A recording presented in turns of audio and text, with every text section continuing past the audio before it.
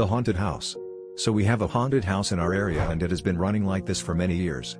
Years ago a guy had bought the haunted house and made it into a haunted museum sort of thing. People who enjoy haunted places love to go to this place to experience the supernatural.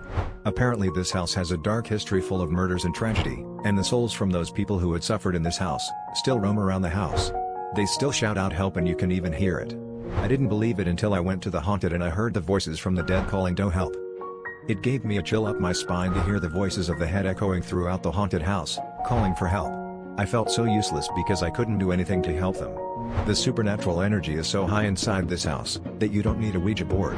The banging sounds and the screams for help from the ghosts of the deceased, this house has so much suffering within it.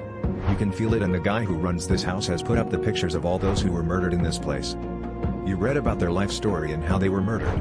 The first time I heard the calls for help from the ghosts, I was petrified. The guy who runs this haunted house reassures us that THR ghosts are harmless. It's legit and definitely not technology making the sounds. I work with technology behind media and I can tell if someone is using technology.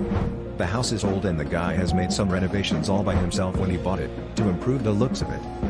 The sounds are real and not made by the use of technology. One day I took my friend to this haunted house and he couldn't believe it when he started to hear the screams for help echoing throughout the house. It was so real and there is a difference between real calls for help, and ones produced by technology. The tapping sounds were real and we both felt so useless that we couldn't help them.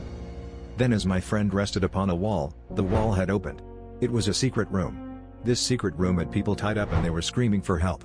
Then we realized that the house isn't haunted. Then me and my friend were caught by the guy who runs this supposed haunted house and trapped us in one of his secret rooms. My friend and I are shouting for help, but the people who visit this house think it's the haunted ghosts asking for help, and banging on the walls.